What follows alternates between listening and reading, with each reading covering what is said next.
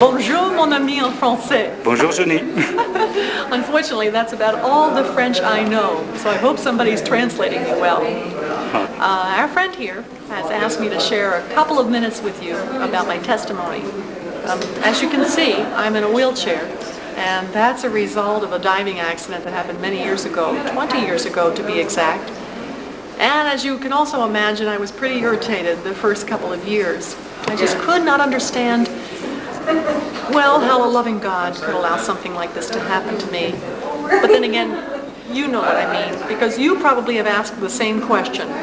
You may not be in a wheelchair, but maybe you are frustrated with a difficult marriage, or your children are rebellious, or you are on the verge of real financial strain. We have all sorts of problems each and every day, and my problems are no different than yours. They just may be a little deeper. Well, for many years I laid in that hospital bed wondering why God allowed this to happen. I twisted His arm for many, many months. But finally I began to crack under the power and the pressure of other people's prayers. I can't explain it, the mystery of prayer. It's just that I knew people were praying. And these same people who prayed would come into the hospital and be so real with me. In other words, they didn't quote grocery lists of Bible verses. Instead, they brought in their guitars, they would sit on the edge of my bed, we would sing, we would play favorite record albums, they'd bring in magazines, they'd polish my nails, or just treat me like a real person. And because they did that, they won the right to be heard. And then when they started sharing things from God's Word, it made all the difference. I listened because they had credibility. There was validity to their words. There was real depth. And they had already backed up their faith with actions.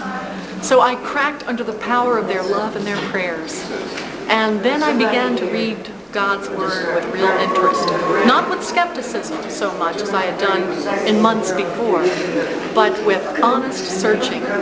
No longer the searching of a clenched fist saying why, but the searching of an honest heart that said, okay God, tell me what's next.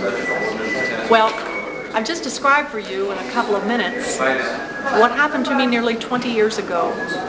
And in those 20 years since, I've learned so much more about the grace of God. I've learned that to accept a disability doesn't mean that you simply resign yourself to your problems. It doesn't mean that you submit yourself to your situation. To accept means to embrace the will of God, because we're told in Romans chapter 12 that God's will for us is good and it's acceptable and it's perfect.